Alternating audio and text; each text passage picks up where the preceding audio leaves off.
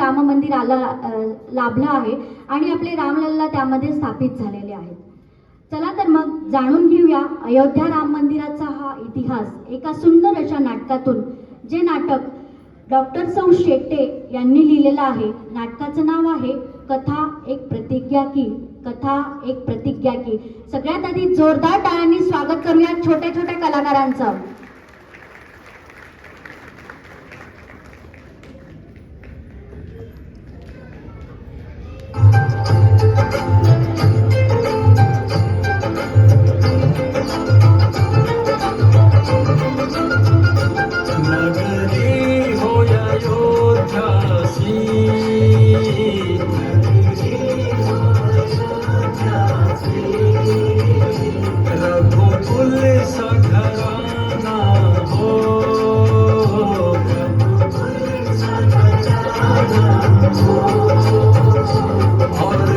चरण हो राघव के जहाँ मेरा ठिकाना हो.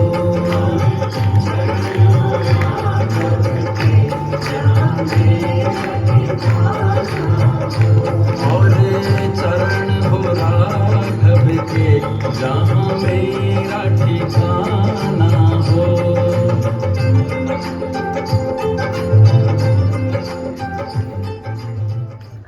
अरे ओ माता जी, यहाँ क्या कर रही हो? कुछ लग गया तो? अरे सुना नहीं आपने? आपके वस्त्र खराब हो जाएगी. मुझे देखने दो, मेरा लल्ला आने वाला है. मेरे गोद में, मेरे आंखों के सामने इसका मंदिर बनने दो. कौन है ये स्त्री? उसका बेटा हो गया है सब. माता जी, आपका बेटा खो गया है क्या? नहीं नहीं, वैसे तो साकेत में मेरे ही साथ रहता है, मगर यहाँ मैं उसकी अच्छी देखभाल नहीं कर पाई. अब आप लोगों की वजह से मैं वापस अपने गोद में उसे खिला पाऊंगी, लाड प्यार कर पाऊंगी. हमारी वजह से? माता जी, आप कौन हो? मैं अयोध्या हूँ और मैं मेरे राम लल्ला का बेसब्री से इंतजार कर रही हूँ. अयोध्या? खुद अयोध्या माँ? उठो पुत्रों, वैसे आप सब मेरे ही पुत्र हो. आज आपकी वजह से ही तो वापस श्रृंगार कर पाई हूँ, नहीं तो मेरी हालत बहुत खराब थी. माते, क्या कह रही हो आप? कृपया विस्तार से बताइए. आओ, मैं आपको मेरी कथा सुनाती हूँ. कथा नहीं, सच्चा इतिहास है ये. त्रेता युग में मेरे राम लल्ला ने इतना खुशहाल रखा था कि आज कलयुग में भी लोग राम राज का सपना देख रहे हैं. मेरे राम ने समय आने के बाद साकेत प्रयाण किया और श्री राम के बेटे कुश ने अपने पिता की स्मृति में यहाँ बड़े मंदिर की स्थापना की थी. श्री राम के बाद राम के 44 पीढ़ियों के राजाओं ने अयोध्या पर राज किया. बड़ी समृद्धि थी तब. धीरे धीरे काल के प्रभाव में सब नष्ट हुआ. फिर अचानक एक दिन राजा विक्रमादित्य नाम का महान राजा यहाँ से गुजर रहा था और अचानक उसने बड़ा काला घोड़ा लेकर एक काले तेजस्वी मनुष्य को शरयू नदी में प्रवेश करते देखा और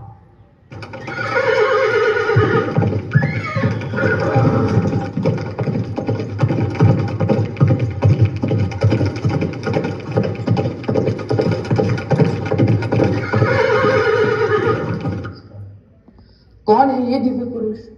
ऐसे नदी में क्यों अचानक उतर गए और कहां चले गए?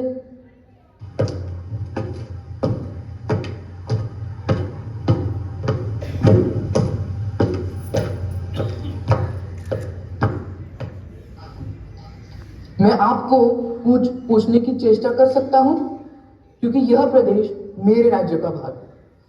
मैं आपके बारे में जानना चाहता हूँ। कौन है आप? कहाँ से आए हो? हे राजन, मैं प्रयागराज हूँ। सब लोग अपना पाप धोने के लिए मेरे यहाँ आते हैं, उनका पाप छोड़ के जाते हैं, इसलिए मैं काला हो जाता हूँ। इसलिए मैं आज के दिन यहाँ आके मेरे सारे पाप यहाँ धो देता हूँ और पुनः शुद्ध होके जाता हूँ। तो ये कौन सी नदी है जो आपको भी पवित्र करती है? यह शरयू है और यह अयोध्या। इसका मतलब यह श्री राम जन्मभूमि है। हाँ, तुम एक गौत्सव का जोड़ा यहाँ लेके आओ और यहाँ उसको घुमाओ। जिस जगह पे वो गाय दूध देना चालू कर देगी वही राम जन्मभूमि है। आपको शतशः प्रणाम, आपके बड़े उपकार हैं।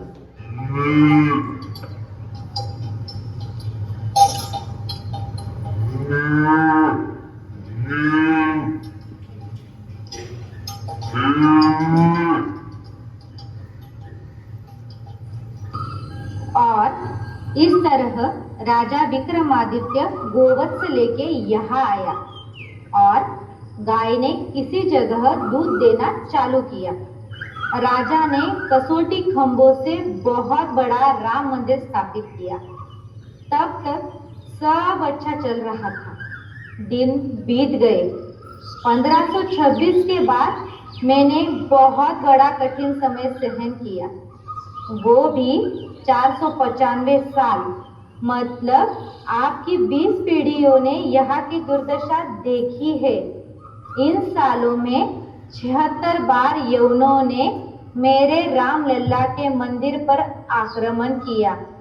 मगर पुत्रों, याद रखना, संस्कृति समृद्धि को टिकाए रखती है, ना कि समृद्धि संस्कृति को। हमारी संस्कृति सनातन है, इसीलिए जितने आघात हुए उसमें वो खुलकर ही खड़ी हुई। अपनी सभ्यता मत खोना पुत्रों, वही आपको टिकाए रखेगी। आगे क्या हुआ माते? 1526 में महंत श्यामानंद राम मंदिर की व्यवस्था देखा करते थे। वो बहुत बड़े महंत थे, उनके पास कुछ सिद्धियां भी थी, इसीलिए इनके पास सभी जातियों के लोग आते थे। ऐसे ही दो लोग, ख्वाजा कजल अब्बास और जलाल शाह फकीर, भी इनके यहाँ उनके शिष्य बनकर रहे। महंत से उन्होंने कुछ सिद्धियां भी प्राप्त कर ली और फिर उनकी नीति बिगड़ गई। उन दोनों ने बाबर को यहाँ बुलाया, मगर राजपूत राजा महाराजा संग्राम सिंह को ये पता चला तो बाबर ने 4 बार यहाँ से भगा दिया। फिर बाबर ने महाराज एक सेनापति को फितूर किया और उसने महाराजा के ऊपर विष प्रयोग किया। बाबर ने पुनः आक्रमण किया। इस बार राजा मेहताब सिंह को ये बात पता चली।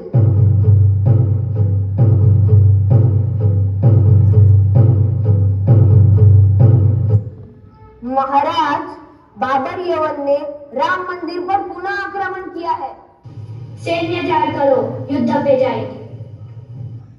महाराज, आप तो बद्रीनाथ तीर्थ यात्रा पर जाने वाले थे।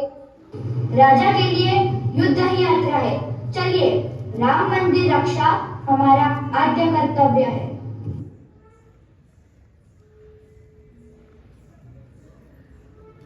श्यामानंद महाराज, राजा मेहताब सिंह भी मारे गए। प्रभु की इच्छा, अब यहाँ से श्री राम को उठाना चाहिए। चलो, श्री राम प्रभु की मूर्ति को शरयू में छिपा देते। हे महाशरयू, आप ही रक्षण कीजिए। महाराज, आप विग्रह लेके जाइए, हम आखिरी सांस तक मंदिर में रहेंगे। ऐसा मत करो, ये आत्महत्या है। वो दुष्ट यवन नहीं छोड़ेंगे। श्री राम की सेवा है, उनके ही चरणों में सांस छोड़ देंगे। श्री राम आपकी रक्षा करें। श्यामानंद जी ने तो श्री राम की मूर्ति शरयू में विसर्जित की और प्रयागराज जाके संन्यास धारण किया।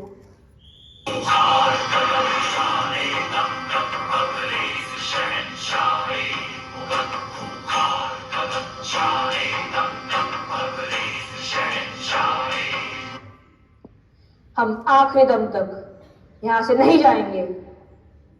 ठीक है, इसी वेदी पर इनके सर काट दो। जय श्री राम। मस्जिद जन्मस्थान, मस्जिद का ढांचा बांधो। और इस तरह बाबर ने मस्जिद का ढांचा बांधना शुरू किया, मगर वो ढांचा हमेशा गिर जाता था। बहुत प्रयासों के बाद जब ढांचा खड़ा न हो पाया तो वहां के सैनिकों ने संत लोगों को इसके बारे में पूछा, तो संतों ने कहा, यह श्री राम का मंदिर और आपने इस ढांचे को नाम भी मस्जिद जन्मस्थान दिया है, तो हनुमान जी थोड़ी ना ये ढांचा खड़ा होने देंगे। उन्होंने एक उपाय बताया, वहां एक कमरा रामलला की पूजा के लिए वैष्णवों को दे दो और अपना नमाज शुक्रवार को अदा करना। इस तरह करने के बाद ढांचा तैयार हुआ और फिर वैष्णव रामलला की पूजा करने जाते थे और यवन नमाज पढ़ने जाते थे। अगले 2 साल में बाबर की मृत्यु हो गई। उसके बाद अनेक वीरों ने बलिदान किए।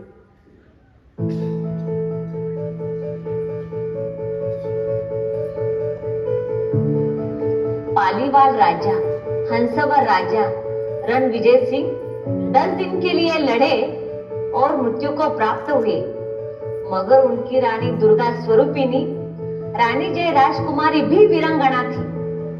3000 स्त्री सैनिकों के साथ उन्होंने छापामार युद्ध किया। उनके गुरु महेश्वर नंद जी उनसे इतने प्रभावित हुए कि उन्होंने अपने शिष्यों को भी आपसे जोड़ दिया। सब लोग वीरगति को प्राप्त हुए। तब 105 आजू बाजू गांवों के राजपूतों ने शपथ ली, जन्मभूमि उद्धार होए तादीन बड़ी बाग, छाता पगपन ही नहीं और ना बांधे ही पाग। जन्मभूमि होने तक सर पर छाता, पैरों में जूते और पगड़ी नहीं पहनेंगे। सब देश खोल रहा था, क्या महाराष्ट्र पीछे रहेगा?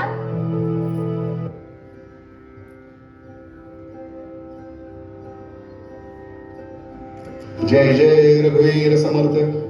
पूरे भारत में घूमकर समर्थ रामदास जी ने जो गोरखोपासना सिखाई, शरीर मजबूती के लिए अखाड़ा और हनुमान मंदिर हर गांव में स्थापन किया। उनके 2 शिष्य स्वामी बलराम आचार्य और स्वामी वैष्णव दास अयोध्या में रहकर ही चिमटाधारी साधुओं के साथ स्वामी बलराम आचार्य ने जाबाज खान और सैयद हसन अली खान को मारा और चबूतरा बांधकर 3 फीट का मंदिर बनाया। शाही सेना ने पुनः चबूतरा तोड़ दिया। 20 बार स्वामी जी ने हल्ला बोला। बाद में थके हुए वो प्रयाग गए। वैष्णवदास स्वामी ने बहुत लोगों को एकत्र किया, 30 बार युद्ध किया। गुरु गोविंद सिंह, गौर गोपाल सिंह, ठाकुर सिंह इतनों ने बलिदान दिया। लाखों बलिदान दिए गए। फिर अंग्रेजों का राज आया और कोर्ट में युद्ध चालू हुआ। अंग्रेज आर्कियोलॉजिस्ट मॉन्टगोमेरी मार्टिन ने ये मंदिर होने का दावा किया। फिर हिंदू आगे बढ़े। अंग्रेजों ने मंदिर को ताला लगाया। 23 दिसंबर 1949 भारत तो स्वतंत्र हो गया था, पर ढांचे का ताला वैसा ही था और रामलला बाहर छतरी के नीचे थे। रात को चौकीदार अबुल वकील पहारा दे रहा था और अचानक, ये मैं क्या देख रहा हूँ? ये आकाश से चांदनी ढांचे के अंदर कैसे जा रही है? कौन है वो? सुबह होते ही चौकीदार कलेक्टर के पास गया। कलेक्टर साहब, गजब हो गया, गजब हो गया कलेक्टर साहब। अरे क्या हुआ, वो तो बताओ, कब से यही बोले जा रहे हो? कल रात मैंने एक चमकता तारा आकाश से सीधे ढांचे में जाते देखा, और जैसे वो नीचे आया तो वो सुंदर घुंघराले बालों वाला बालक था। आहा, क्या रूप था, मैं तो होश ही खो बैठा। और जब कुछ समझा तब तो ढांचे का ताला टूट गिरा था और रामलल्ला अंदर विराजमान थे। यह खबर देश भर फैल गई और लोग दर्शन लेने आने लगे।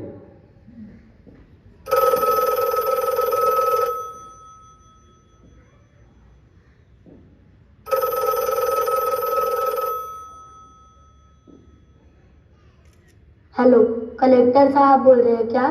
हम पीएम ऑफिस से बात कर रहे हैं। पीएम साहब बात करना चाहते हैं। नमस्ते, मैं के नायर बोल रहा हूँ। यहाँ का माहौल थोड़ा गर्म है। मैंने सुना, तुरंत ढांचे को ताला लगाओ और रामलल्ला को बाहर निकालो। सॉरी सर, मैं इस्तीफा दे दूंगा, मगर मैं ताला नहीं लगा सकता। लोग संतुष्ट हो जाएंगे। फिर 1950 से लेकर 1989 तक कोर्ट बैटल चलता रहा। धर्म संसद स्थापन हुई, जन मन में राम छा गए। 1989 में विश्व हिंदू परिषद ने राम नाम के ईंट जमा करने चालू किए।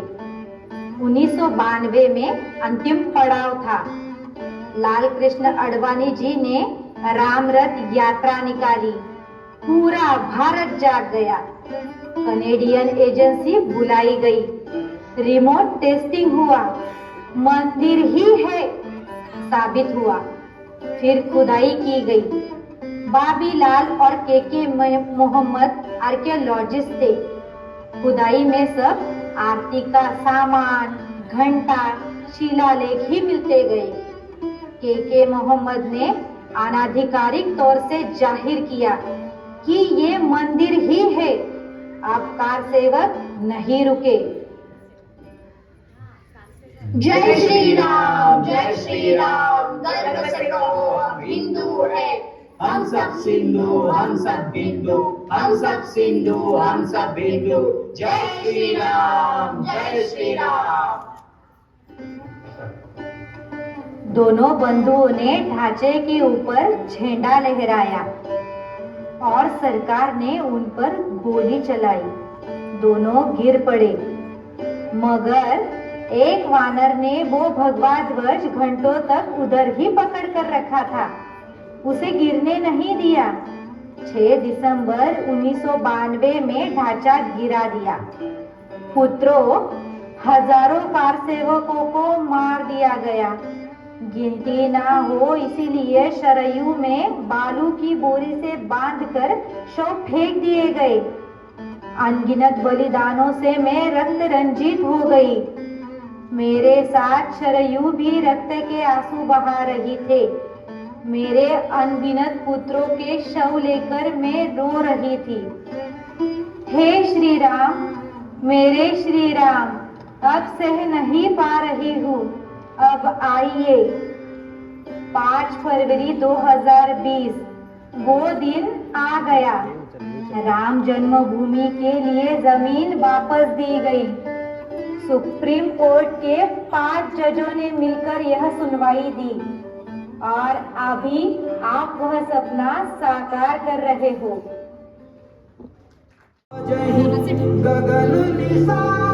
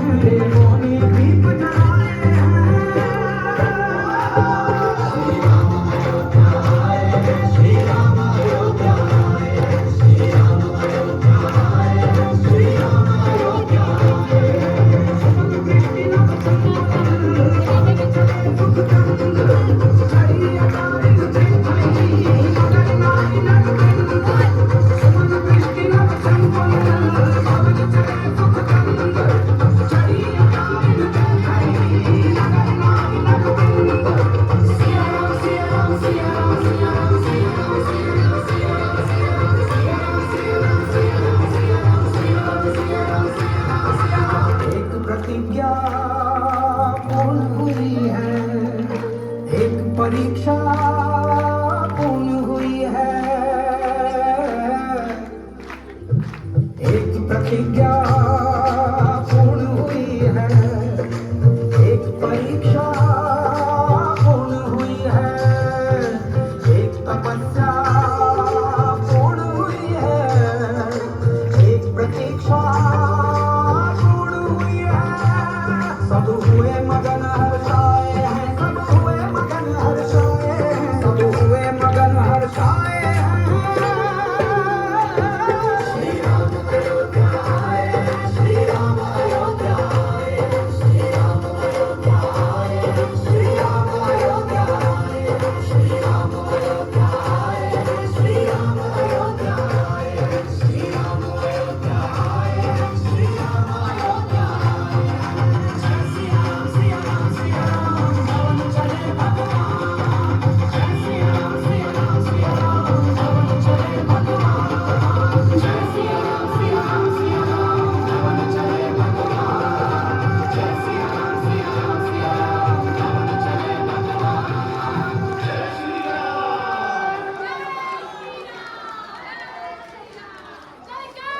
भारतीय सभ्यता भगवत भक्ति पर आधारित है, इसलिए वो कभी नष्ट नहीं होगी। और इसी तरह 22 जनवरी 2024 को हमारे राम लल्ला उनके अपने अयोध्या के मंदिर में विराजमान हो और सब भारतीयों की प्रतिज्ञा पूर्ण हो। जय श्री राम। जय श्री राम, जय श्री राम। सियावर रामचंद्र की जय, हनुमान की जय, भारत माता की जय, सनातन हिंदू धर्म की जय, गौ माता की जय। जोरदार टाळ्या झाल्या पाहिजे या सुंदर सादरीकरणासाठी। भारताच्या विविध भागातून सर्व भारतीय आपल्या रामलल्लाच्या स्वागतासाठी आलेले होते। तर खूप खूप सुंदर असं नाटक सादर झालेलं आहे। आपण एकदा रामनाम चंद्र की